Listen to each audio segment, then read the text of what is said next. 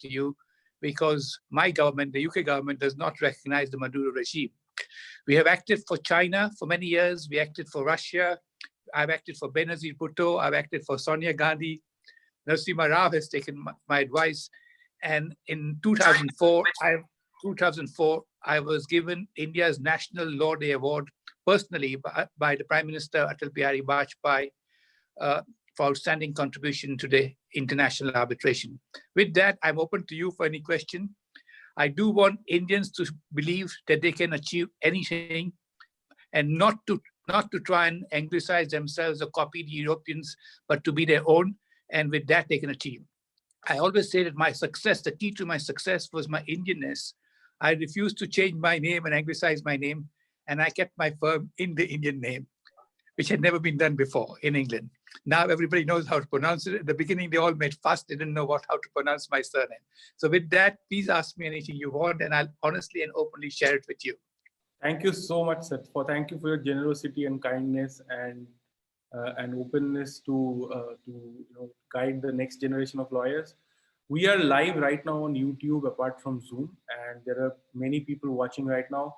I have a request to everybody that why don't you introduce yourselves? Share where you're logging in from. Share your what you do, your background. On YouTube also, you can put it on live chat. And do tell us, what are your questions, and I'll take up questions soon as we get through some of the initial questions.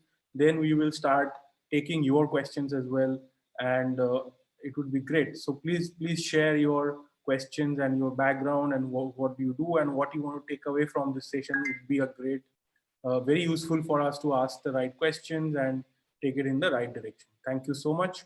So, sir, my first question to you is that if you look back to the last so many years, 30 years, more than that, what are some of the moments that you are very proud of, or something that you feel is like a highlight of a cricket match, so to speak?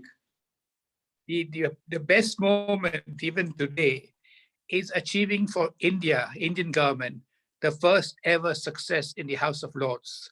It was a case concerning the ship called La Pintada. And in those years, India was going through a food crisis, and President Johnson was donating free gift under some USPL 480 scheme.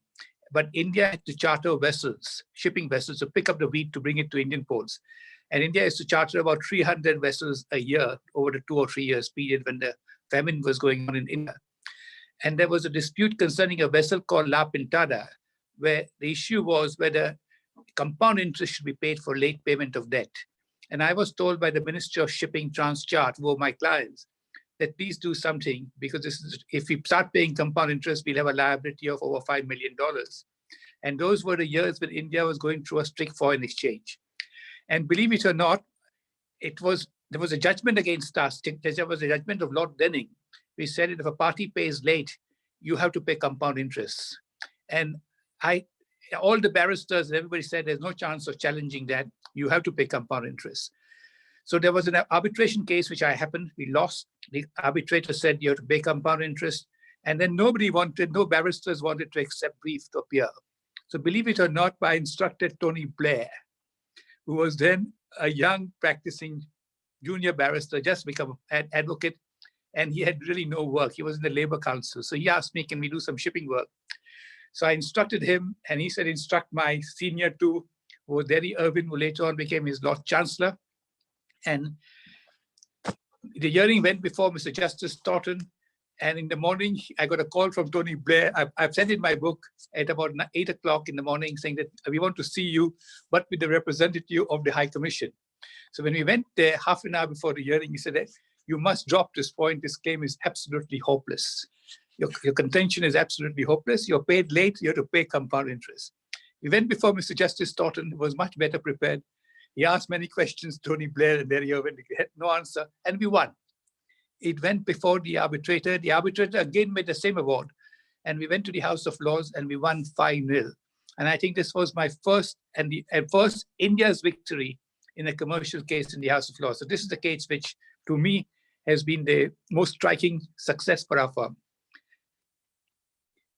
And over the years, we changed the law so much in the shipping that India saved over $50 million in those difficult financial years. Right. Wonderful, sir. And Hmm. that case is reported. If anybody wants to see it, there's a castle called La Pintara. You will see Tony Blair appearing as advocate. Great, sir. Such an amazing. And then after we won in the House, I had sacked him because they were completely unprepared. And in 2003, the deputy editor of Sunday Times, David Leppard, wanted to write a story because the bar knew what had happened, that if he had satisfied me, he would have remained in the legal profession and would not have joined politics, and the world would have been saved the Iraq War.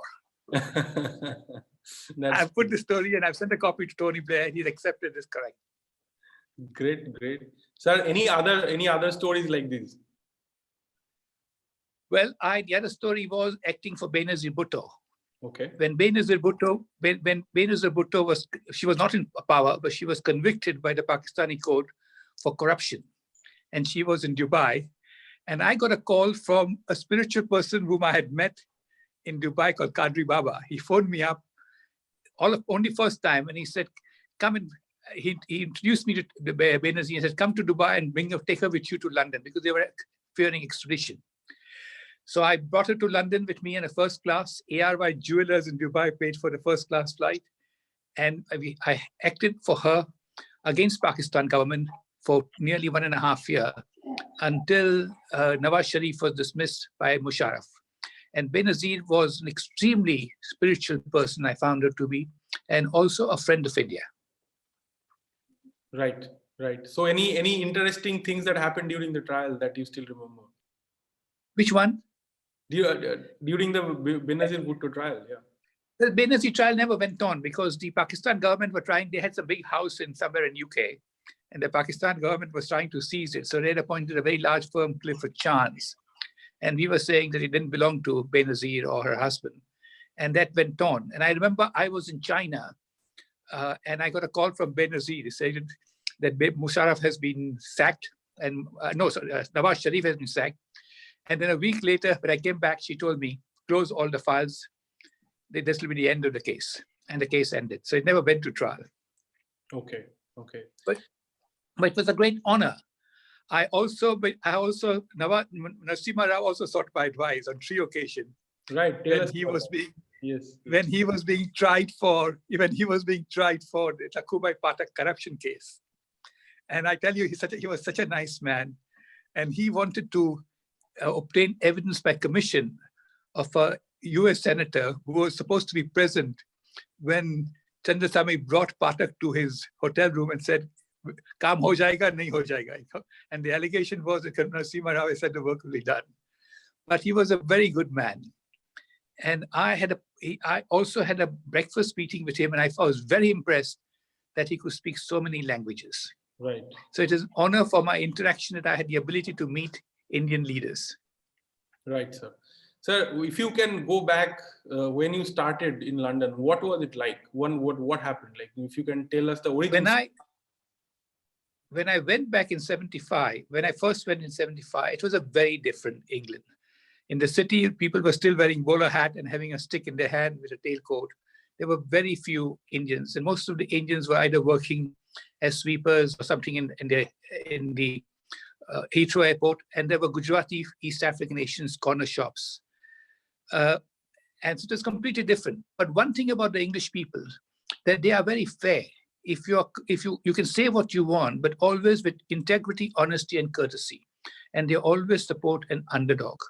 And that was also the principle which Gandhiji followed, because they have a sense of they have good conscience. So if you make them realize that this is unfair, you're being treated unfairly, they will look after you and they will support you. Right. So courtesy is the most important thing in England. You can say what you want, you can oppose anyone, but honestly and courteously. Right. Sir, if you can tell us, I mean, I think that applies everywhere in the world in a way, I mean, in some ways. Yes. But if you can tell us, the story, like how did you land up in England? What was going on those days? Well, my father was a solicitor who had qualified in England in 1925. but those were different days. And he came back to India. And then he started Zaiwalla and Company Bombay, which my brother runs. And I had decided to qualify like him being the youngest. He was the youngest in his family and I was the youngest in my family. And then I decided to start on my own after I qualified. So I took a loan for £10,000 from a NatWest bank and I started in a one small room. I started, and that's the starting of the firm. Okay. I took a loan for 10. Okay. Yes, sir. Yeah, so it was difficult in those days because the English solicitors were not familiar with seeing a brown face, especially, and I was very lucky because I started at very close to the Indian High Commission. And that time, the Indian High Commissioner was an absolutely fine former lawyer, Dr. Syed Mahmud. He was the Indian High Commissioner in London. He was from Kerala. He was Advocate General of Kerala first. And then if you remember, or you may not remember, he was Mrs. Gandhi's, during emergency, he was the Minister for State for Law. So he was a barrister himself. And he was thrilled that a young Indian Parsi boy had started the firm. So he appointed me as the High Commission solicitor. I knew nobody in Delhi, no pools, no influence. And he took a lot of interest and he supported me. And for 4 or 5 years that he was there, every afternoon, practically, I would go to High Commissioner's office. He would ask me what cases, how is it going? He would tell me what to do. And it was a great experience. That's such a wonderful. Sadly, he's no more, but he was a lovely, honest man. And my experience of handling for many years for Indian High Commission and Indian Government Department, Food Corporation, MTC, I found that the civil service in India at that time was so dedicated and so honest. And there was absolutely no suggestion of a backhander or corruption. Right. I hope that is still there, but that was my experience of the Indian civil servants as in 80s and mid-90s. Great. Sir, very dedicated. Sir, what were the initial challenges like? Did you started as a solicitor, of course, in England. So when you started your practice, so what were the challenges? Being like you said, people are not used to see a brown face there, but you started. So how did you what was it like in those years? It was very difficult to get a local client because the whites would generally not come to me. The Indians, Asians who were there would not come to me. Indian Pakistanis were shops because they think that because I had a brown skin, I'll not be respected by the judges. And so what happened was that as a result, I had to go abroad and get work. And today we are an international firm.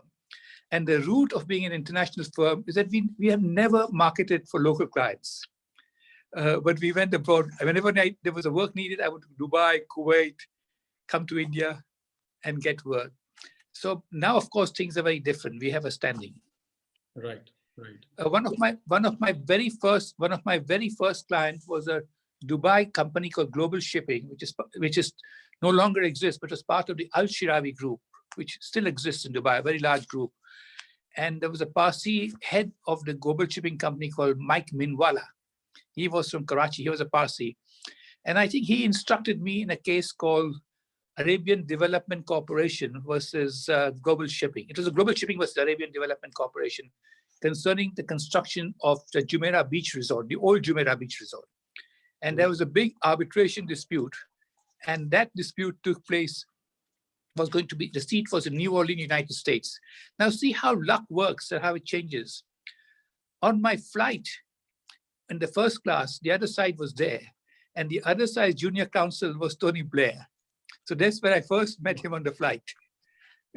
And then we developed it. So we did a lot of cases. And today in the English law reports, there are 136 judgments where my firm has contributed to the development of English law and international law. Wonderful. And I'm very proud that Indian have done that. Right. We also acted for China for many years because when we started acting for Bachchan's in the Bofors case, because the Indian government changed, Mr. VP Singh had become a very nice man. I had met him subsequently, became the Prime Minister. And Kuldeep Nair became the High Commissioner, so he gave me a choice whether to continue acting for Bachchan or for the Indian government. I thought it was wrong for the High Commissioner to give me the choice because there is no conflict and Indian can always sue a newspaper that there's a false allegation. So then when that happened, the Kuldeep Nair removed us to be the High Commission solicitors. And soon China picked me up and we established an office in China. And for 12 years, I was the solicitor for Chinese government. And that was an enormous experience. And I was, in my book, I had a chapter on Chinese office. Right. So how do you But the message, yes, please, sir. Go on. The message I want to give to all the young lawyers, the young Indians, that we Indians have a tremendous intelligence. But what we require is recognition that we are able to achieve by a self-discipline of our mind. The first thing we need to do is, because India has been ruled for so many years, 300 years, or even more as colony, we seem to have the culture of a very slavish culture. We need to get rid of that.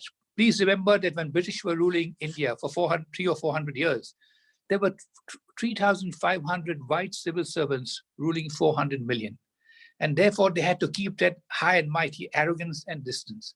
What happened after independence was when the Indians went to, those who went into the shoes became the brown sahibs. Therefore, we find that many successful Indians have a lot of arrogance. In the West, we find, in England and in Europe, the higher you go, you become more ordinary and humble.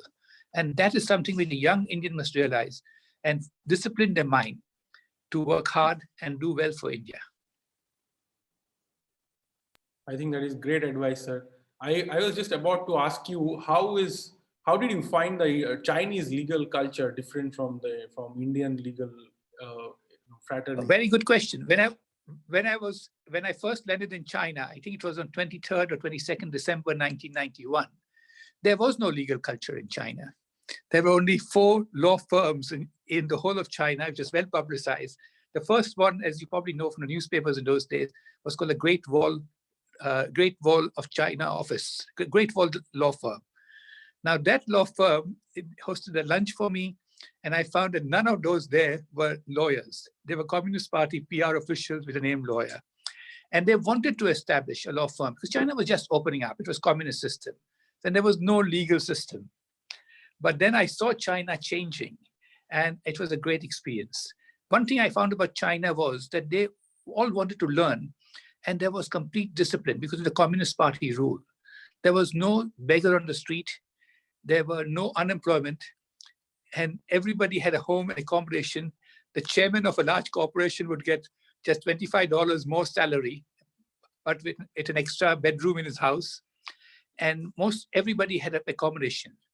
So I found the Chinese wanted to learn, but now China has changed. It was a different China altogether from what when I go now, I see. Now Chinese legal system has really developed into an international legal system. What is the difference, sir? Like, if you can throw some light on how it has developed. I tell you, because I was part of evolution of the Chinese legal system, and they sought my advice. And I had told them that, look, you must allow foreign law firms to practice, because if you want inward investment, people from whichever country want confidence that they are being advised by lawyers whom they trust and they know, who are familiar with their system. And I suggested that, look, let them have a joint venture with Indian law, our Chinese law firms, but with a proviso that at least 50% of the partners must be local Chinese. Now, we should be doing the same. Unfortunately, in India, we are not allowed that to do. So now China has a very good system, because over the last 13 years now, China has invested in sending young students to American and British university, and they have qualified, experienced practice in America, England, and Europe, and have come back. In the last 20 years, have established a high-quality network of law firms. And India should have done the same, and still can do the same. Right. So, what do you think? Like right now, even in India, we are talking very much about, India becoming the next China in terms of manufacturing shifting to India. Indian government has sent out feelers to companies all over the world to come and do manufacturing here in the last 30 days. And, they are also open to suggestions about what are the things that can be done right now to make India more hospitable to foreign investment, especially given that, many countries are looking to move their manufacturing out of China, and they leverage Yeah. China in a way. So this seems to be like there's something in the air that there may be an opportunity for India. But what do you feel are the challenges, having seen China open up, having seen India, having been in the UK, having been at the thick of international disputes? What do you feel is missing? Yeah, absolutely. A very, very good question, if I may say so. Thank you, sir. Today, it is a complete open, there's a full opportunity for India to open up the market. And the most important thing, the key to China's success is that I find the Chinese government is very practical and they want to find practical solution. Now, we can't do that in India because unlike China, India is governed by the rule of law principles. China, the Communist Party is supreme. Even if you take the court, at the end of the day, decisions are taken on a practical basis. If you're useful to the country, the decision will be in your favor. If you're not useful to the country, the decision will not be in your favor. So we have to overcome this obstacle of having this litigation and having long cases going on. And this is a sort of a distraction for investors because they don't want to get into dispute with India, and these disputes cannot be settled for a long time. And the arbitration is also slow. So but India has certainly got an opportunity. I know that in UK, many business houses are quite upset about the alleged that China is somehow involved in the coronavirus thing, and they want to move out of China. So there is an opportunity for India. And India, under the present Prime Minister, is indeed respected as a country which is going to go far. Right, sir. But we have been hearing from a while that the India story is going to take off. India story is going to take off. But what do you think is holding it back in the last 5 years? We have not really seen that kind of growth. What do you feel is holding it back? The thing is that the policies of the government and the policies of the court have not really tuned in to making India an attractive place for inward investment. And that is the most important. For example, take the case of arbitration.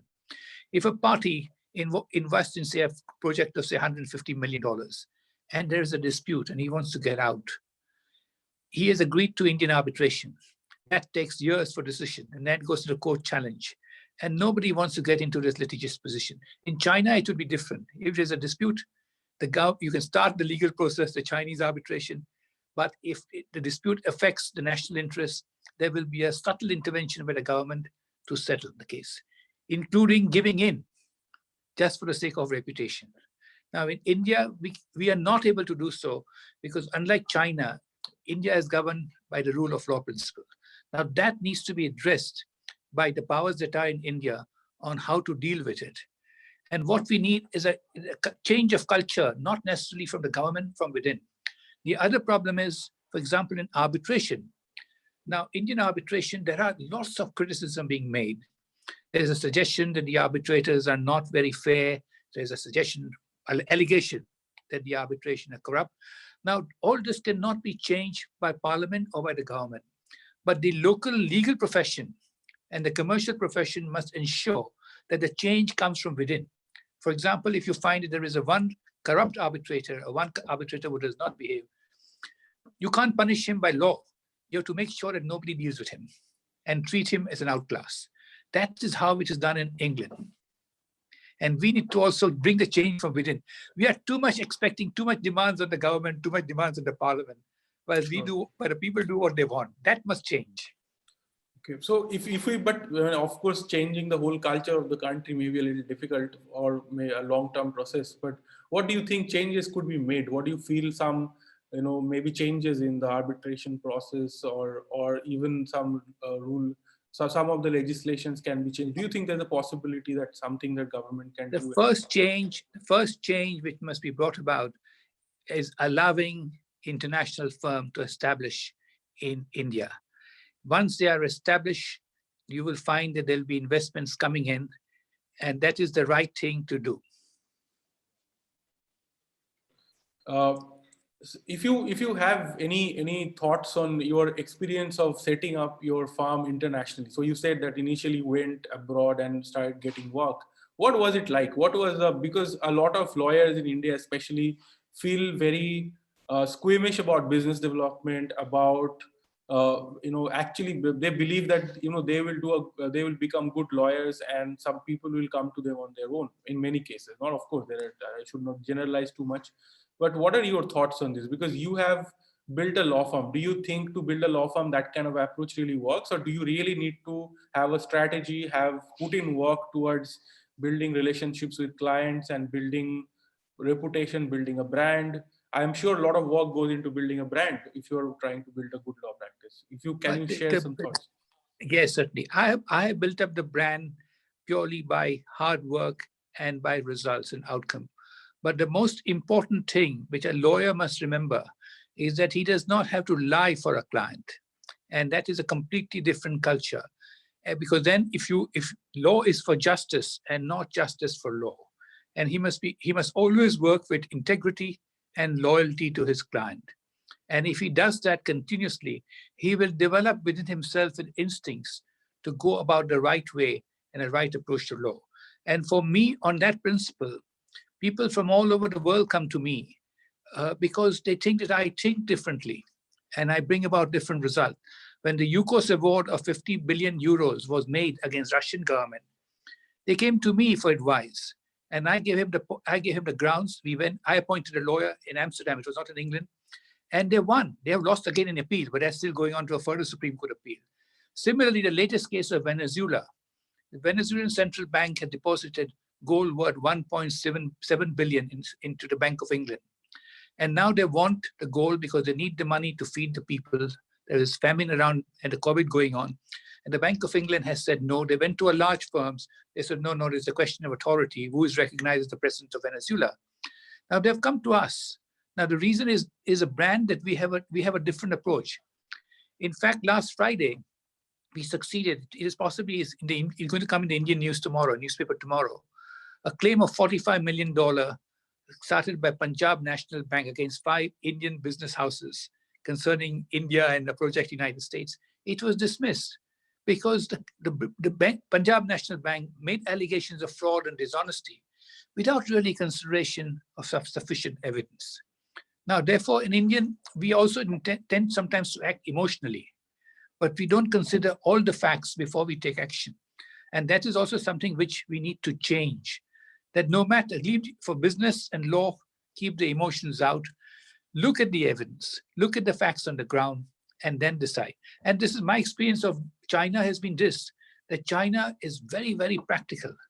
They look on the facts on the ground and then decide. Even if there are points against us, they accept a point and then they work on it to overcome. Understood, sir. Sir, would love to know more about your book, Honor Bound.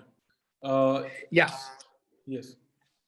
Yeah, the book Honor Bound is the book Honor Bound I have written. I was invited to write by HarperCollins. It is not a book of vanity. I said, I've lots of my clients and lots of people were saying that you must record what you experience. And therefore, when HarperCollins invited me to write the book, I've written the book. It's a story of how a young Indian with 60 pounds in his pocket, but who wanted to do something for India, he started a firm in Indian name as an Indian firm. And today, and important that all of us, as the world becomes global, all of us Indians, we need to put the Indian footprint on the globalization of the world. And that is important. So in that book, I've said the story. During my voyage, I acted for so many people, believe me or not, but I was also contacted by Saddam Hussein. And in fact, I went to Baghdad. I remember going the sanction days, a 17 hours taxi journey with the Iraqi ambassador in London had organized for me, went to Baghdad on a 3 visit. And I acted for the central Rashid Bank, against Citibank, for an English code. But the real reason why they called me was to see if I can be a facilitator for a dialogue to avoid the Iraq war. And I had brought a proposal from Saddam Hussein with the signal from the Foreign Office that I had the authority, that they want to discuss, they don't have this nuclear sort of things, they want to discuss settlement. They knew very well that there were no chances of success if United States and Britain invaded Iraq. And they wanted to negotiate with Britain. Saddam Hussein's regime told me that everything is on the table and they will discuss with Britain directly, but with America through Britain. I met Tony Blair. There's a correspondence with Tony Blair of my meeting with him. He says, Sarosh, put it in writing, give me a note. I sent him a note, came back, Prime Minister not interested. Now, today, if there was a settlement, then Iraq today has been destroyed. And United States and the United Kingdom went into Iraq without an exit policy. They couldn't manage it afterwards. So it's been a great experience to meeting. The most important thing, the key to my success is, or the so-called success, to be humble, is that one must have a silent courage and integrity. And with silent courage, one can do anything. In my book, there's a whole chapter on My Boys Don't Trust Indians. I don't know whether you read that. I haven't read. I haven't been able to actually get the book, sir. I have been trying to get the book, but somehow it is not available in India. For some reason, it is not available on any of the... Because of this, Dr. Singhvi has got an injunction against selling of the book in India, which is absurd. Anyway, we won't go into that. Okay. We won't go into that. But there's a P&I club who covers the legal fees insurance system, and they would never cover my firm. And I went to them and he told me boldly, my boys don't trust Indians. So I started proceedings against them through the race relations body, and they wanted to bully me. So they started, in part of the proceedings, started even contempt of court against me, because I can go to jail. I said, look, one thing I will never do is be bullied. So I fought it all the way, but I must say to the credit of the British judges that they dropped the contempt proceedings just before the contempt court hearing. Actually, we were in court, and they realized that this bullying is not going to work. But after that, I had a meeting with the Lord Chief Justice. Actually, the first time I complained against 3 Court of Appeal judges. And believe it or not, the Lord Chancellor organized an inquiry into the conduct of 3 Court of Appeal judges, which has never been done for 300 years. But I withdrew my complaint, and it was only after that that the Lord Chief Justice at a meeting with me gave me an assurance that if you withdraw the complaint, we will make sure that diversity prevails. And it's only after that that we are seeing non-white judges in the English court. So one has to contribute and make this difference. Sometimes you have to sacrifice your own pleasure, go through a stressful situation, but never be bullied. That must be the message. And be honest. And be honest, that's the most important thing. Even in this, the book has been banned, but I have no hesitation saying that the truth is always a defense and truth prevails. Truth prevails, okay. So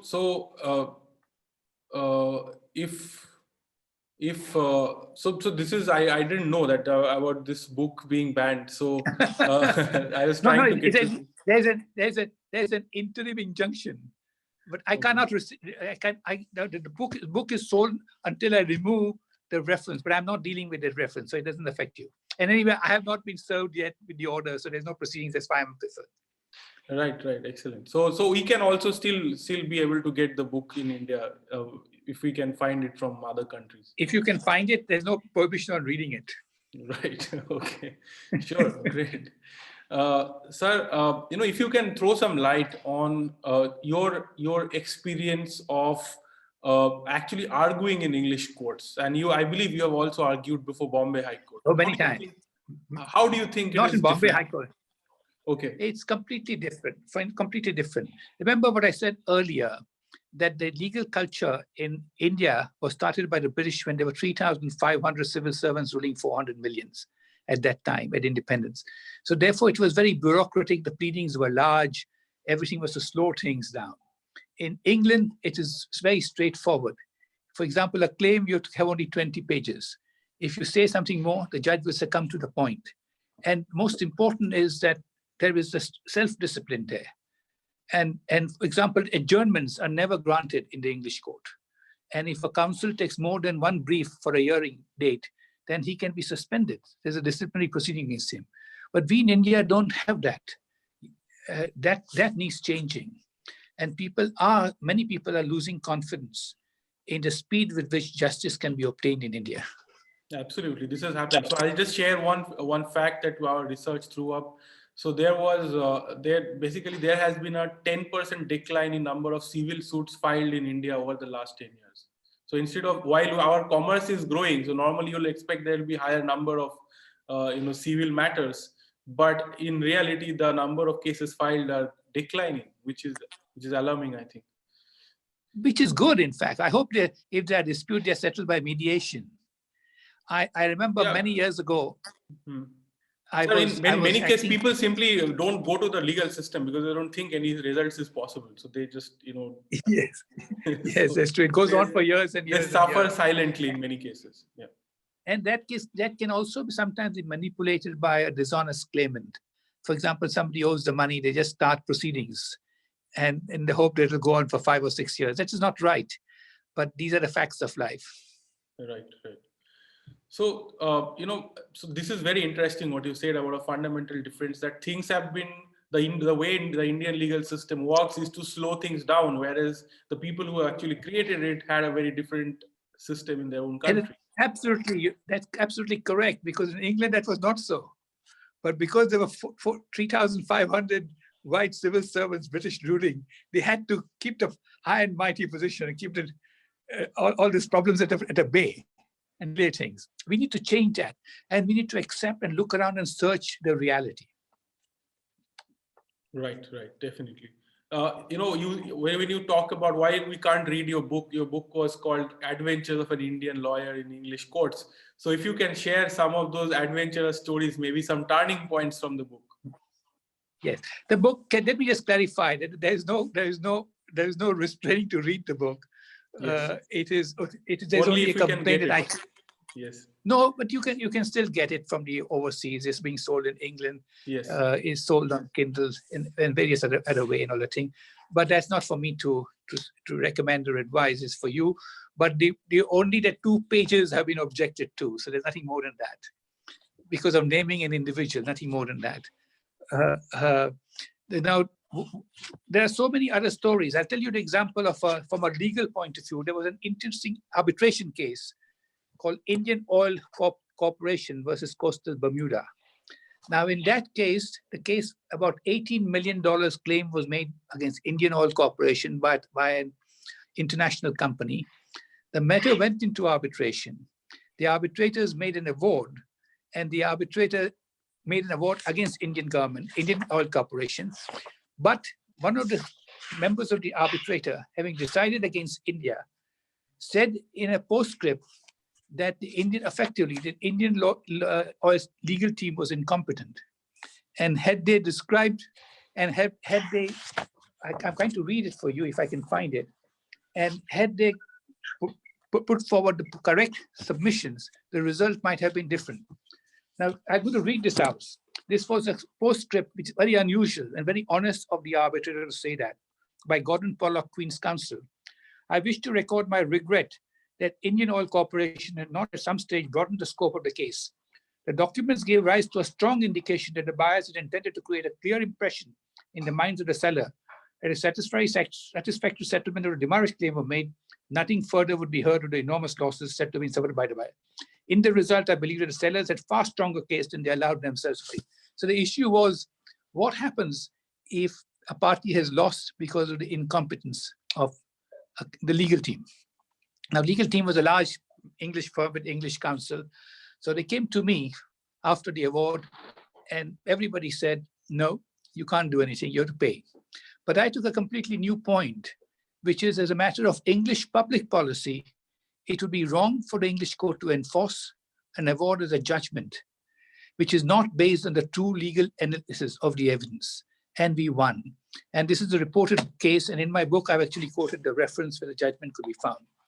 Then there was another case, Indian case, Steel Authority of India versus Hind Metals. Now, that was a case where Ashok Sen, who was India's law minister under Sri Prime Minister, was the counsel. It was when the arbitrator was Lauterbach QC, a professor of Cambridge. And obviously, from the transcript of the hearing, Ashok Sen and the chairman, Lauterbach, had some problems. And we won that case too. And the judge, Mr. Justice Hobhouse, said that it is a duty of the arbitrator to come to a correct decision, no matter how bad the representation is. So one can see the difficult cases, there are always an answer. And what must prevail is a fairness. Law is for justice and not justice for law. And that must be recognized. And the most important message which I would like to give to the Indian legal fraternity is to please keep up the tradition with many Indian barristers whom I know, Indian advocates whom I know, like Fali Nariman, Soli Surabji, Venugopal, that speaking the truth before the court is the most important. and under no circumstances deceive the court just for the benefit of the client. You can argue the law. You can give different versions of the law, because when I argue, I make a law point, it is for the judge to decide. But I would not argue an inaccurate fact. Or when I appeared before an English court or an English tribunal, I will not put forward a dishonest point or make a submission which deceives the judge. I would put all the facts fairly. Right. I think that's great. Many times lawyers say this, and they have said to me many times that how can we be honest in this profession? If I be honest, then I will not succeed. And what we try to tell them is that it pays better in the long term if you're honest. It is even not just a moral point, but even commercially, it is better if you're honest. Would you agree with that? I fully agree with you. But you can interpret the law as you like. And in fact, when I sit as an arbitrator, because I was representing India on the International Court of Arbitration, the ICC, and the most important thing for me was getting the right decision. And I found that being an arbitrator was very often difficult, because you have to do honest justice, irrespective of your personal feeling. Similarly, historically, even the Indian counsel all over, and all the most of the senior counsel in India, even today, are honest. And I would like that to continue, so that judge can trust you. Today, when I appear in an English court representing an Indian client or a Chinese client, if I say something, the judge will believe me. He might disagree with me on points of law, but I will put the facts as they are. And I would then say that looking at the law, the facts are to be interpreted differently in accordance with the law, but not to be dishonest with the court or deceive the court. Right. So I think that is a greater reputation to build, which is extremely valuable for a lawyer in the long run. He will be respected. He will last. Yes. Because money is not the only thing. Reputation is also very important. Reputation and seeing justice being done is important. Right. I think that's a great thing that all of those lawyers who are at the on the fence on this, hopefully they'll be pursued by this. Sir, one question I have, I don't know if you'd be able to comment on this, but who do you think when you have seen several generations of Indian lawyers, when you look at Indian lawyers today, what are the names that comes to your mind as outstanding lawyers in the new generation? Oh, there are plenty of outstanding lawyers. Number one will come Fali Nariman and Soli Sorabji. Outstanding lawyers who will put truth before the court. In fact, we had the Yukos case, incidentally, which Russia won in the first round, challenging in the Dutch court, is based on an issue of Indian law. It happened about it's a reported case called PEC versus Asia Golden Rice. There was an arbitration award against the PEC, which is an Indian government-owned company, for some $8 million or $9 million, and there was no hope to challenge. So they came to me, and I took the point that there was no arbitration agreement, because although the contract provided for GAFTA arbitration, under Indian law, the contract had to be signed by two directors for government company, their rules. And I took that point, and if that has not happened, then the contract is invalid. And we challenged the award on that ground. Everybody thought hopeless, no chance. I brought in Soli Sorabji as my counsel, my expert on Indian law before the English court. The other side got Harish Salve, and there was a trial, and they both gave evidence before the court, and the court accepted the evidence of Soli and found that there was no contract, because the contract was signed on the Indian soil, and Indian law would apply, and an Indian law for government contract, a particular form had to be followed. So this is the same thing which then we took on the Yukos case, that although the arbitration had concluded after 5 years hearing, under Russian law, the investment treaty had to be approved by the parliament, and that had not been approved. Now, Russia succeeded in the first challenge. The second challenge they have lost. Now it is before the Dutch Supreme Court. So I don't know what the outcome will be. Okay. So I'm happy, and I hope I'm a well-wisher, and I'm still an Indian at heart. When people ask me, where are you from? I said, I'm a citizen of the world, national of Britain, and a native of India. Great. That's a great answer, sir. Yeah, I'm a native of India. Yes.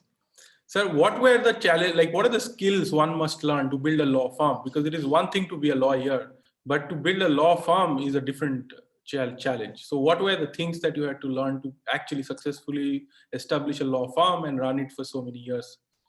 First important thing is the ability to attract people to come to you as a client, because you can be very clever, but you must have a blend of intelligence plus the ability to be likable. And you become likable, I believe in the energy. And if you are honest and if you do your best and you believe in God, then your energy attracts the clients. I do believe in that.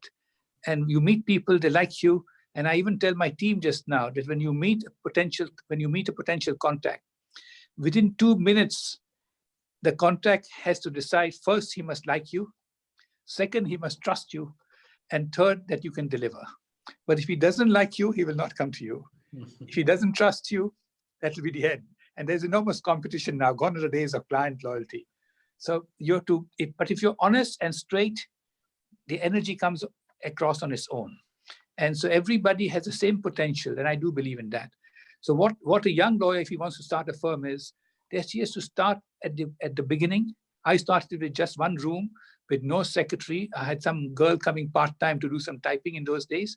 And then there are always bound to be hindrances. There are bound to be failures. There are bound to be many disappointments, but you have to stick to it. And with honesty and with grace of God, everything will go well. Right. I do believe that prayers also help. Right.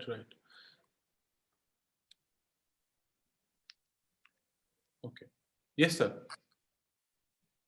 Yes, you want to ask any questions, or audience wants to ask questions? Yes, sir. There are many questions. So one question that I wanted to ask before I open it for audience to ask questions, last question from my side, is that if today a young lawyer from India decides to follow your footsteps and set up a law firm and set up a practice to start with in the UK, and then go ahead and maybe build a law firm eventually someday, what would be your advice to them? I think the situation has now changed to some extent, because when I started, there was no other brown skin in the city of London, and Indians were quite a novelty. Right. So therefore, even the British ultimately liked me, or they thought it was quite unusual and took interest in me. But now, fortunately, situation has changed. There are a lot of young Indian lawyers working in the big city firms, so the competition is much more. Today, we have 5 Indian origin cabinet members in the British cabinet. Yes. When I started, it would have been unthinkable. The Attorney General is a Goan. Her surname is Miss Fernandez. She's married an Englishman, so she's called Beverman. The Chancellor is an Indian. 5 members of the Indian community are in the cabinet. So I think at the present juncture, he should start is to see first the market. Who will be his client? I was fortunate that I fell into the place of going overseas to get work. I have no local work from English or Indians except I can't say that because I started with Mr. Hinduja as my client, one of my very early clients. And my first office, one-room office, was Gopi Hinduja's first office. And I took an evening job with the Hinduja. So I was fortunate enough for that too. I was grateful to that. And that gave me the exposure because they had just come from Iran. So that gave me the exposure of international contacts. And just to give you my example, through Hindujas handling the shipping cases, I met a group called Setia, Raj and Ranjit Setia. And they were at that time very big. They are both back in India now. And I met lots of other international clients. So it's also, you have to find contacts also, because you may be very clever, but you need support from a good contacts to start a firm.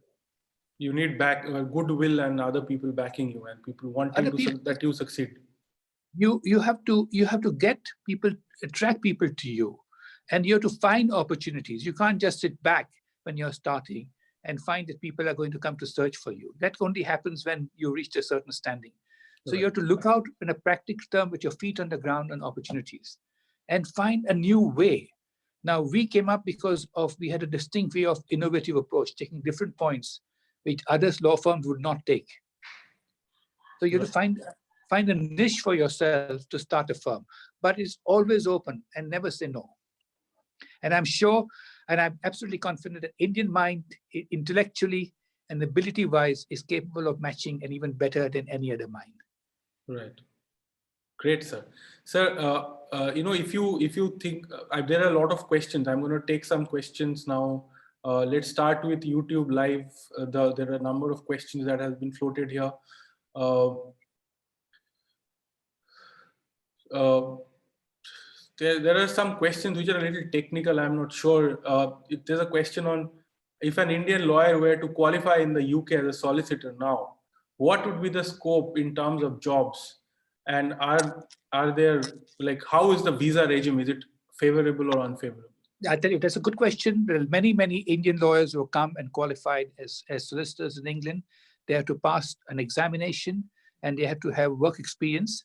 And Right. once the market is open for them, finding a job is like everybody else. You have to search for a job. They can register themselves with an employment agency, because when we need a solicitor, we don't now advertise. We go to an employment agency and they recommend. So that's the way to do it. And then build up a reputation, and then they can start on their own. I don't think the market for a young Indian to start on his own is now any more open, because the competition is much more immense. When I started, I was the first one in the city. Right. So it's different now. Yes. It's different. But they can always build some reputation, understand the market, build contacts, and then start. Yeah, and the immigration position is this: that if they are qualified and if they are offered job, then if the law firm which is offering them job is an international clientele, then the Home Office will give a license. For example, we have a license to employ, and in fact, one of my best solicitors, Kartik Mittal, he came from India, qualified, and I got a license for him to employ. And after 4 or 5 years, he gets an indefinite stay and then a British passport. Wonderful. There's a question. This question was from Titiksha Golakoti. Next question is from Daniel Ravenscroft. He's asking, in India, arbitration has been largely monopolized by retired judges. They are accustomed to very formal court proceedings. Do you think this can change anytime soon? This can only change if the change comes from within, not through government or parliament. He's absolutely right. The questioner is absolutely right. The judges, retired judges for whom I have greatest respect, they do not recognize how the arbitration are conducted. And arbitration started as a friendly process where it is much more informal, where the parties can speak very frankly because it's a confidential process, unlike a court process. And therefore, I have no objection to the Supreme Court judges becoming arbitrators, but they must learn how the international arbitrations are conducted and be practical. I had a case years ago of attending to an Indian arbitration in Delhi where all the 3 judges were retired judges.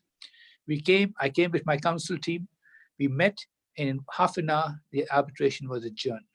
My client spent a lot of money bringing me and my team, and it was adjourned. That never happens in international arbitration. So the arbitrators must themselves and the commercial community must ensure and object to this happening. Right. Of course, the judges are experienced person. They have a right to be arbitrators, but they must learn to conduct the arbitration in the international spirit. Right. And how do you think this may be achieved? Like, you said that it has to happen from within, but what do you mean? The business community has to stand up to this, or how do you think it's going to happen? The business community and the legal fraternity practicing in the arbitration, they must make it clear directly and indirectly that they would expect the arbitration to be conducted on international standards. For example, no adjournments at the drop of the hat. The most important, that if any member of the legal fraternity finds that an arbitrator is corrupt or even slightly bent or slightly influenced by his appointers, he must be boycotted. He must not be invited to events. This is what happens in England. It is done from within and not from outside. As I said, we in India, I still consider myself India, we in India are too much dependent on the parliament and the government. Right. But they have created a Indian Council of Arbitrators, which is yet to start functioning, but maybe that will see some changes.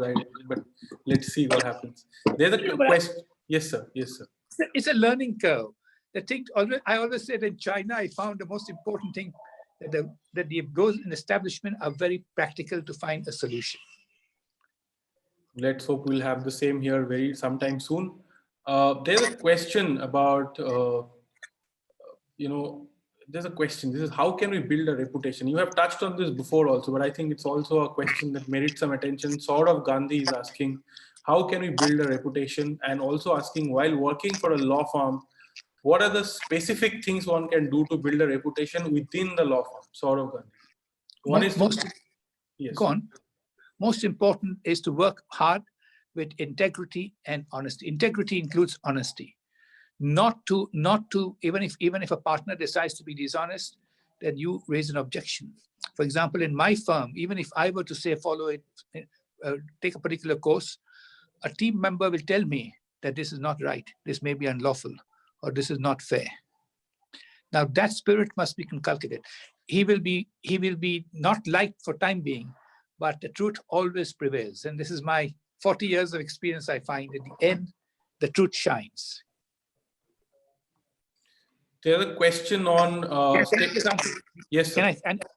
And one way I really matured as a lawyer, I used to read all the law reports. And there were, when I was in my early years, I used to read Lloyd's Maritime Law Reports from cover to cover every month, and the weekly law reports from cover to cover every week.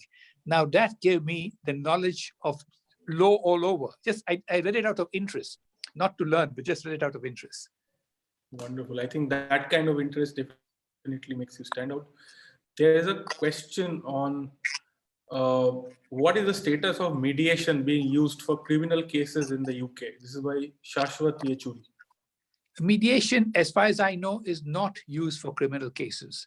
Mediation is used for civil cases. I'm a qualified senior mediator.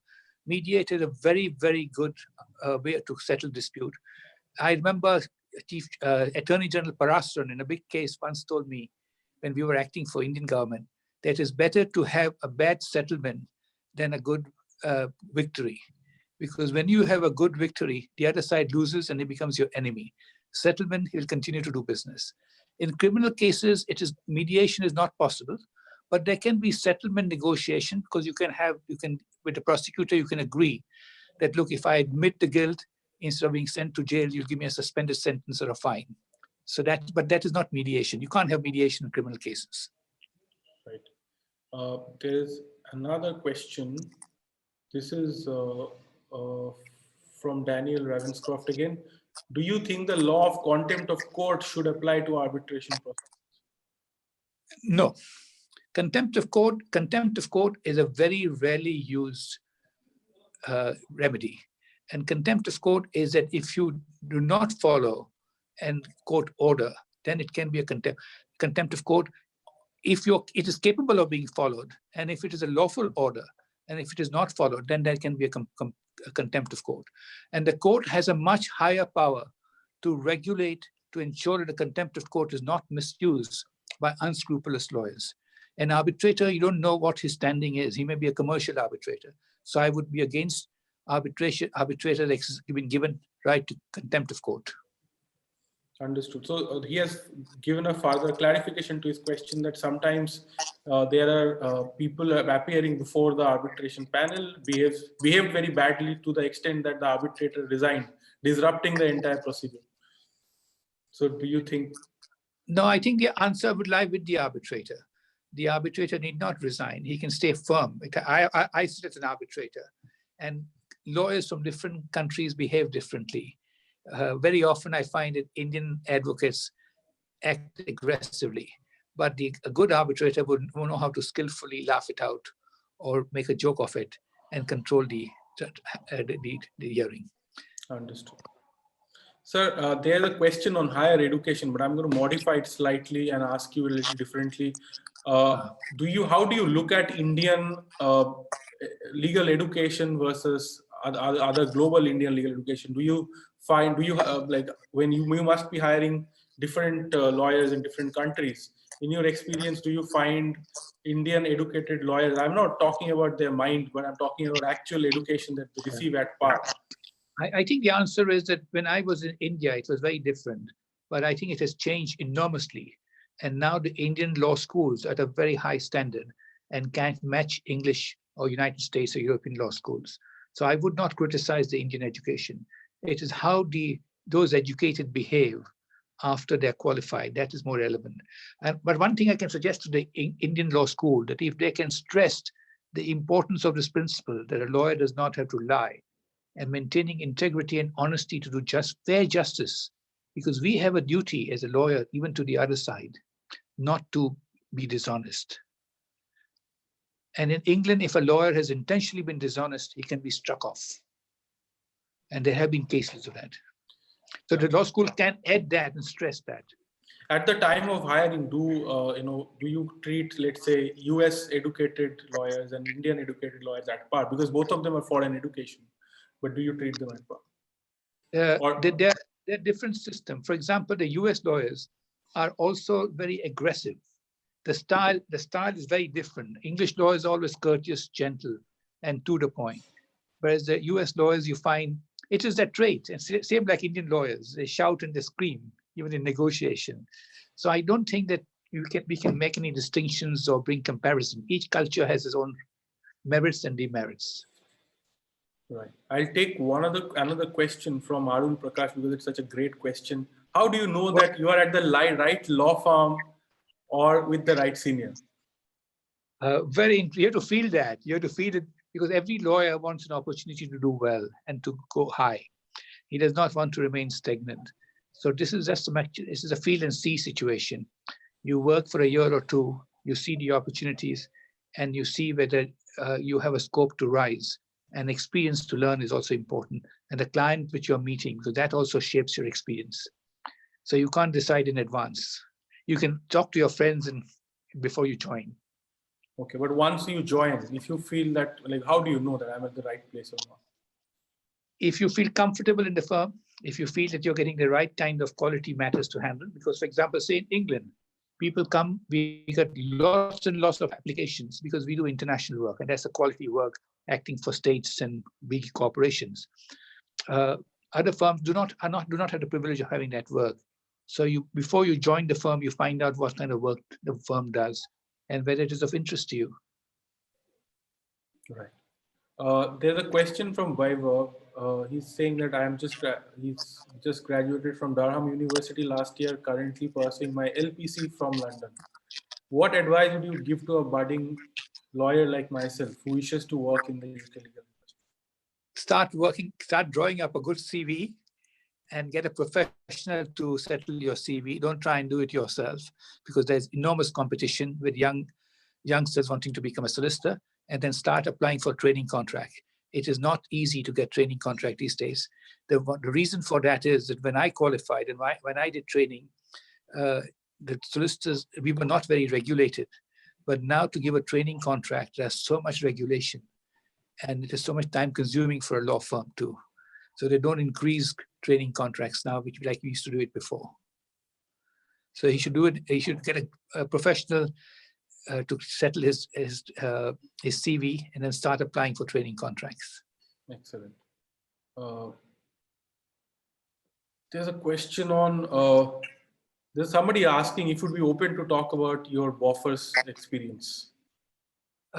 Yes, I think so. I think the Bofors case, as far as I'm concerned, closed because there was a trial and the court decided that there was no Bofors scandal. And as a lawyer, it's not for me to sort of discuss the judgment. Once the judgment is given, accepted, all I can say is that I had, after the Bachchan's Bofors saga, I had a 2.5 hours meeting at 10 Janpat with Rajiv Gandhi, just he and me together over a cup of tea and biscuits. And I looked into his eyes and I asked him, are you involved in Bofors? Tell me. And his answer was no. And I came to the conclusion that he personally was not involved. And I accepted it, and I genuinely accepted that to be true. I've said it in my book. In my book, I've said what I believe to be true, to be an honest truth and nothing more, less or nothing more. So I think the Bofors case must now end because it's been going on for too many years. Right. And that's the end. Right. So would you be open to talking about what you wrote about in your book about the Bofors? Of course, I'm open to talk about it. Sure, sir. I've already talked about it in my book. Okay. No, I'm saying that if you'd be willing to share it with us right now about your experience of working on the Bofors matter. But my experience of working in the Bofors case is, as I can only cite what I said in my book. The Bachchans, Ajitab came to me with his wife, and we decided the first thing we had to do is to find a jurisdiction. And at the jurisdiction, I came up with a strategy to find a newspaper, and there were only 4 or 5 copies of newspaper sold by the Swedish newspaper. And my assistant or my clerk went and bought 1 copy, Then we went to the court and he said, we are going to start these proceedings. Dagens Nyheter, a Swedish newspaper, said, no, England has no connection, no jurisdiction. And we appeared before Mr. Justice Davis. I was in court, and I said that Britain is London English court is the capital of libel cases, and there is jurisdiction. Judge accepted that. The other side tried to challenge it, and at the trial, the other side caved in. So there was no, again, Dagens Nyheter, there was no trial. But in a separate claim, India Abroad News Service, there was a trial. Ajitab, his wife Ramola, and Amitabh Bachchan gave evidence. The jury accepted that evidence, and they were not involved, and that must stand. That must stand because that's a decision of the court, unless appeal. Of course. There is a question. I'm Sanaya from Mumbai. I wanted to know if it is worth it for us young lawyers to pursue an LLM in the UK, considering it is rather expensive and it does not assure us of a job. Well, I have a scholarship, Zaiwalla scholarship in Somerville College, Oxford, for one Indian student doing LLM every year. Now, that's the choice which the students must make, whether he or she wants to do LLM. I'm sure there are other scholarships too. And it is an expensive process for a one-year study. And it is for a student to find and decide. But there is Zaiwalla scholarship at the Somerville College at Oxford University. Why Somerville College? Because Somerville College had the first Indian lady, Cornelia Sorabji, who qualified years ago. Yeah. First Indian lady lawyer. First Indian lady lawyer, Cornelia Sorabji in 1800 something. And then, of course, there was Indira Gandhi qualified in Somerville College, and Margaret Thatcher qualified in Somerville College.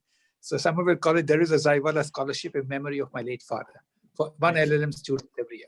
And I have no say in the selection. The selection is done by Somerville College through contact with the schools in Delhi, in India, law schools in India. So it's for her to decide. Great. Okay. There's a question on, there are some questions do not seem particularly relevant, so I will skip them. Somebody is asking if you miss arguing in Indian courts, especially original side of Bombay High Court. Ravid Bakshi is asking. I have never argued in the Indian court, but I have been in Indian court, and it is a completely different experience. First of all, there are too many lawyers there, and it's too crowded. But every court has its own culture. Right.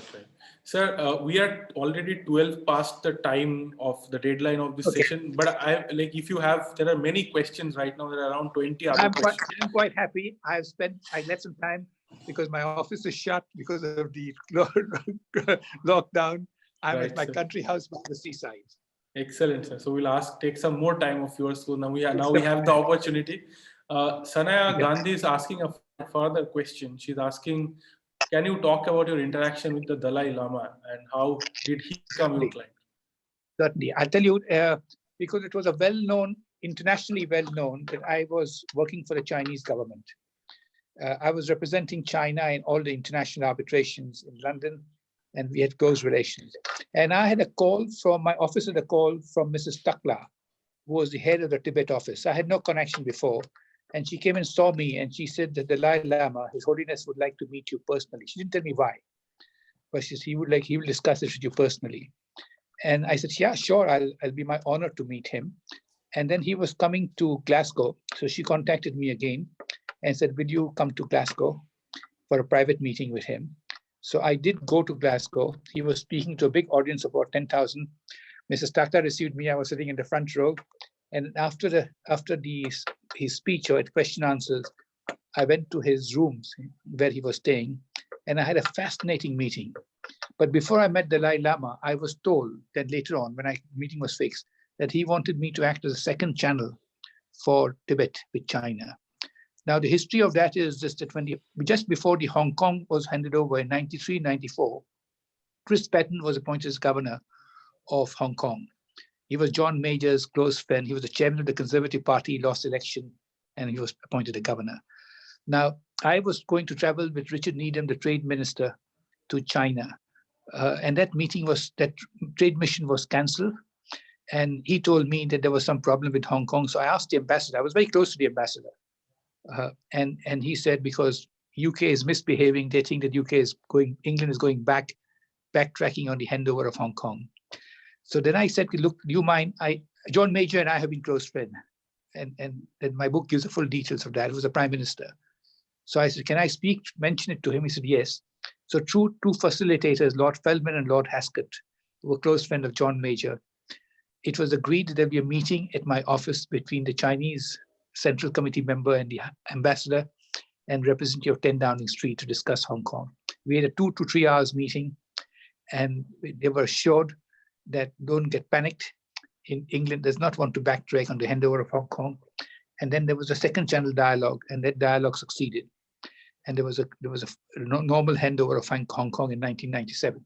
So this was quite well-known fact in the circle which mattered. So I went to the Chinese ambassador, who was my client at that time. And I was very close to China at that time. They respected the firm and me. And I said, look, why don't we resolve this matter? And why is China getting a bad name? Because the Chinese policy had changed. In the communist time, religion was banned. But now they had a policy, I'm talking about early 2000, 2002, 2000, something like that. Now the policy has been that you can practice religion, but that religion must not be controlled from outside. So you can be a Christian, but you can't owe loyalty to the Pope or the Archbishop of Canterbury. Same for Islam, you can do locally. So I said, look, he doesn't want to come back to China. He doesn't want Tibet to become independent. He just wants to be a advisor to his flock as a religious head. So what's the problem? So the Chinese government gave me permission to meet Dalai Lama. Actually, I said, look, I don't want to offend you, but I think this is a good thing that I've helped you into Hong Kong. So the meeting was arranged. The Chinese ambassador prepared me for the meeting, and he showed me books with translation that Dalai Lama had given a forward to books which claimed half of China was Tibet. So when I met Dalai Lama, it was nearly an hour and a half meeting, one-to-one meeting. I raised this question with him. He said, yes, they are my people. But he said, but I don't want Tibet to become independent. I just want to go back to my home, to my flock. So then when the meeting ended, I went to the Chinese ambassador. He said, okay, let's start this second channel dialogue. So we had one second channel dialogue. He nominated a counselor to discussions with me. And then China, I made a smart move. And the ambassador said that the Chinese government had decided to invite the brother of Dalai Lama to Tibet. So you better hold on to it. And then I never heard back. So then I never heard back. He said, talks are going on. So I said, fine, nothing. But in 2012, I was invited when Deng Xiaoping, the present leader, took over. And I had made discreet inquiries. And the answer given to me was that don't bother about it. Once Dalai Lama goes, that will be the end of the problem. Dalai Lama dies, will be the end of the problem, and nothing further. But I found in Dalai Lama, like in Mahatma Gandhi, that he is an honest man. I saw a political side of Dalai Lama because we had very political discussion because of the material which was given to me. In fact, Dalai Lama told me, yes, I have given forward to these books because they are my people and I have to do that. But he was very, very honest. And at the end, when he dropped me to the lift in the place where he was staying, he took his hand, he put it on his head, in his heart, and said, I trust you. And he told me that he has found out that the only non-Chinese that China trusts in UK is me. So it was quite an honor. He presented me with a shawl. I'm sorry, I could not do more because the Chinese were the thing. But the downside for me was that since then, I found that the warmth which China had for me, they would still be courteous, invite me, but that confidence is not there now. Okay. So they will meet me, there's a hello to me, but that openness, and inviting me when the presidents and the prime ministers come for a visit is not there now. Right. Understood. There's a question on this is Max here from Raja and Tan, Singapore. Great interview. Thanks so much for your wisdom, sharing with us so frankly and openly. So it's not a question, but a compliment. Raja, we have not met, but we have communicated. It's a pleasure, and I look forward to meeting you. Raja, as I mentioned to you on the phone, I am on the council of the Singapore Government University Medical Council. So if I come to Singapore, I will meet you. Great. Raja attended a big firm. Yes. There's a question on what advice do you have for a recently qualified lawyer at 40 years of age? I am an Indian living in Australia. Do you think 40 is an age to start in legal profession? Ishan is asking. No, there is no age barrier. I've had many barriers.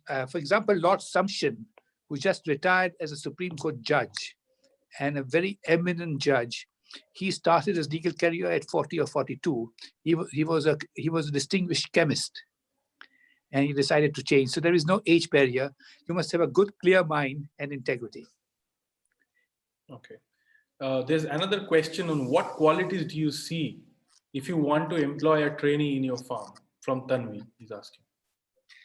I must feel good when I meet him, that he's a sort of a clean heart, which is very important to me. And he's a smart chap with a clean heart, and he appears reasonably honest with integrity. Okay. Because people come to my firm because they trust me in integrity. They know that I will do my best, and they can trust me. I think that is a great advice, and a very rare advice, but great advice. But it must be, isn't it? Yes, sir. This is a question from Sanket Deshpande. He's saying, I'm practicing in Bombay High Court.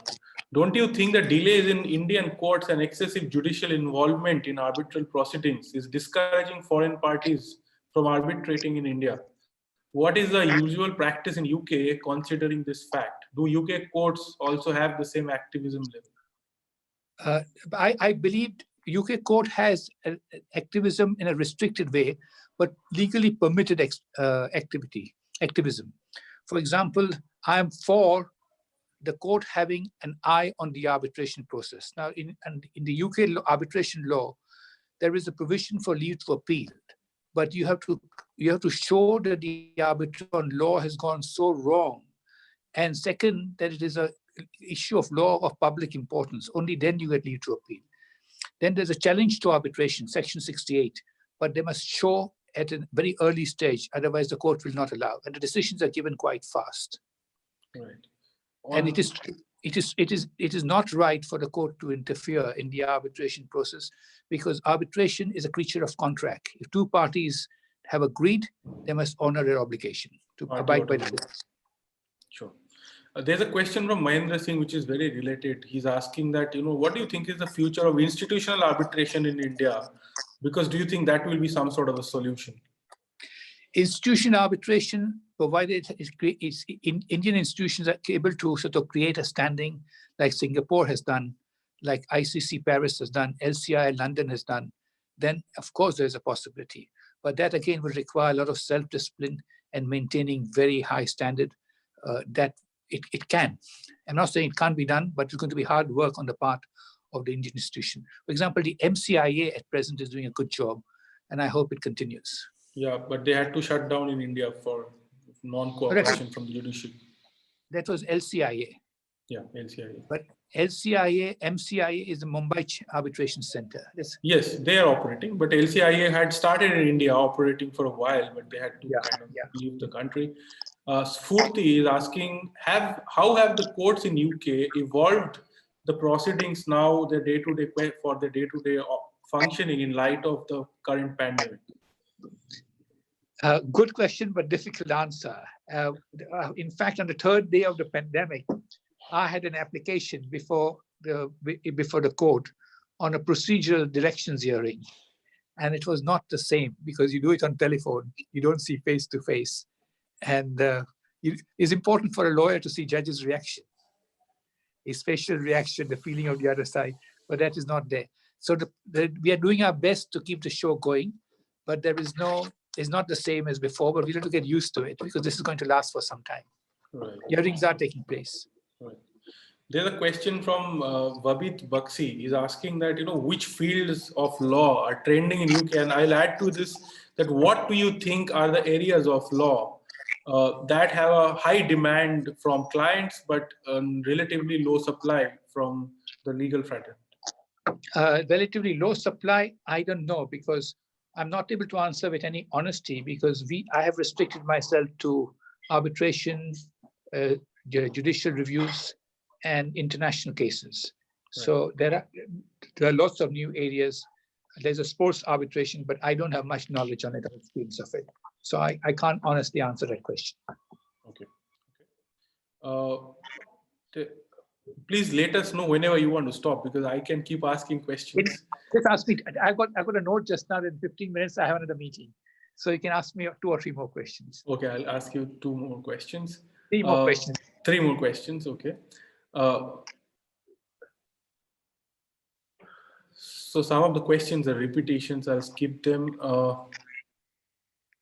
I'm a solicitor of England. This is by Loshika Bulchandani. I'm a solicitor of England and Wales, non-practicing.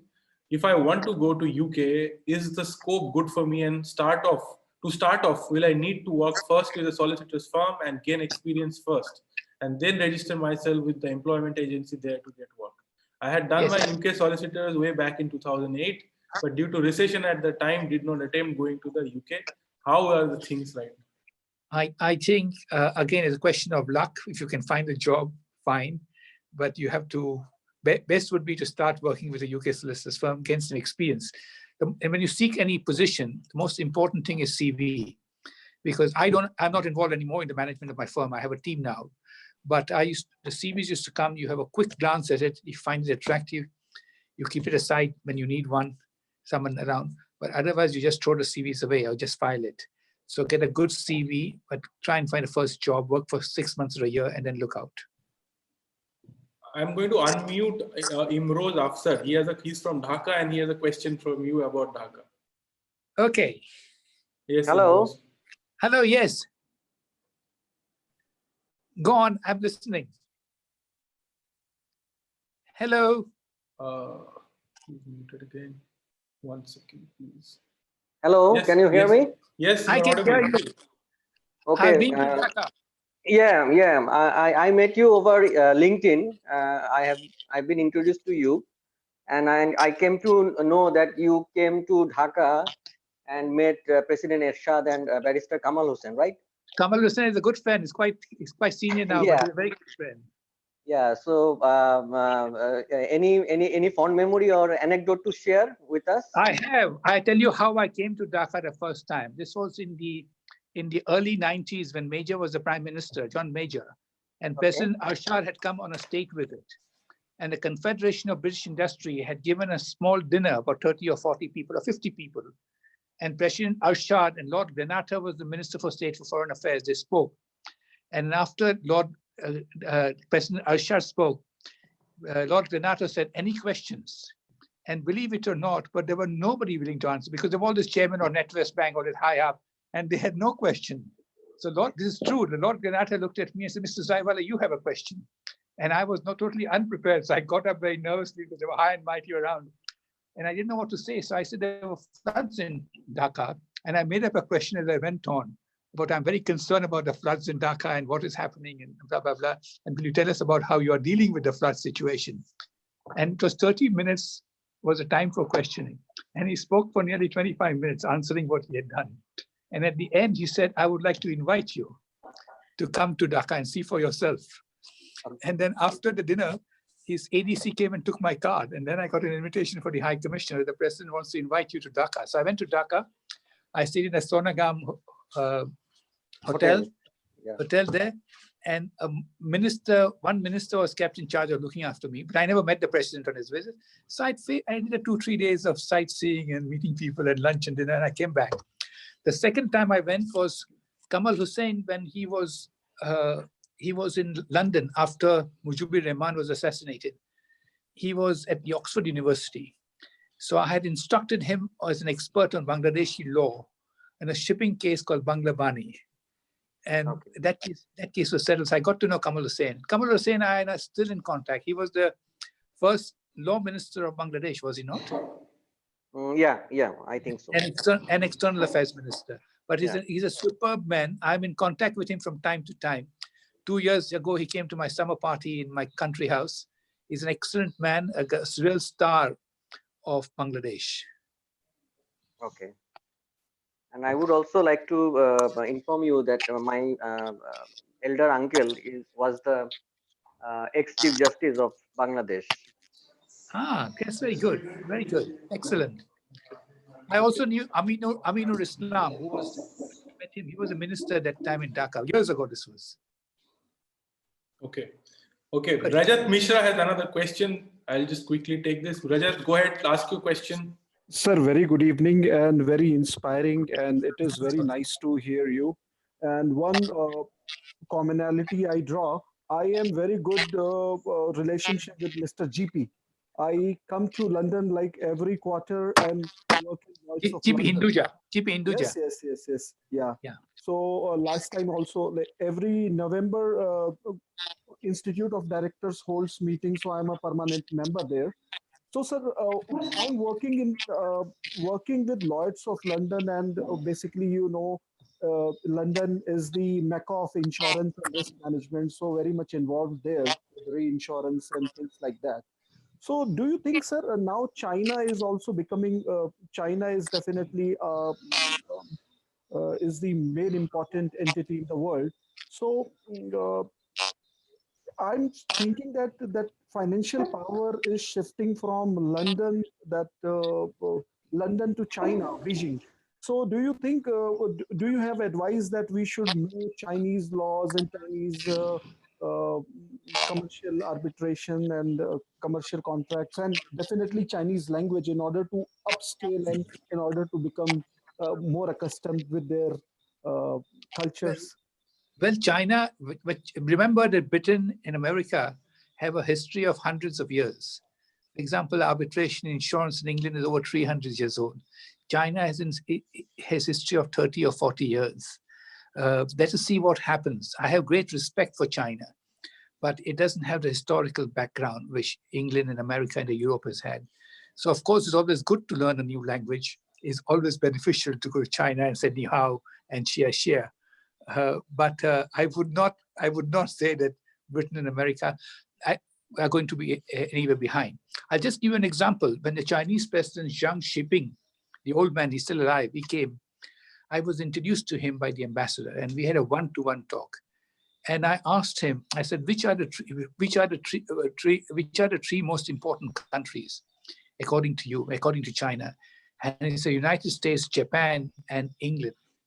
And I said, why England? What about Germany? This was in the 90s or early 2000. And he said, no, Japan I could understand because it is next to China and it's the second most powerful country in those days. And he said, the decisions are taken in Whitehall, Mr. Zaiwalla, and implemented in Washington. So effectively, he was saying, there's the British mind and the American muscles. So I would not write off United Kingdom. It has got brilliant mind, it's got a brilliant history. And the British way of doing things is very different and very correct. So of course you can learn Chinese language and we had Chinese insurance. We were solicitors for PICC once upon a time, People's Insurance Company of China. And I have great respect for China, but China has a long way to go. And let us wait and see what happens after the COVID-19. Right. This is the last question. I didn't want to take another question, but I'm going to take this one question because it's the greatest question of all by Nataraj. He's asking that how to have a likable and trustworthy personality like you. I think this would be the final answer, and then we can wrap this up. Likable person, I believe in the Baha'i principle. I'm a Parsi, but I believe in all religions are the same. And I believe in the Baha'i principle, in the hidden words, to possess a pure, kind, and radiant heart. If you possess a pure, kind, and radiant heart, you will become likable because you will give out good energy. And I believe that it's energy which matters.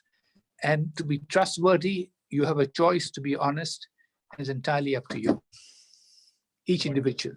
And I think at the end of the day, I'm a firm believer that honesty and truthfulness pays. It does not make you very popular, but it pays in the end. And it gives you a satisfactory life. And I believe that whatever I have achieved and met so many people, there's a purpose in life, which comes from integrity, honesty, and the intention to make a difference in the world. And that is what we must all have, that we are here we can't change the world, but do a little bit to strike that match, which brings about change in a small society. And with that, it goes. Thank you very much. Thank you very much, sir. Thank you very much. Thank you, everybody who joined us. Thank you very much, and thank you for inviting me. Have a great day, sir. Remember one last message, what Voltaire said, that the greatness of a great mind lies in its humility. Greatness of a great mind lies in its humility. And this is one thing which those who succeed in India, the lawyers, and they must also realize that when you are a top lawyer, you become ordinary. In England, I find that when lawyers become very famous and popular, they become more ordinary. And that is something. Remember, greatness of a great mind lies in its humility. Thank you very much. I'm going to go now. Thank you, sir. Thank you so much, sir. Bye-bye. Bye.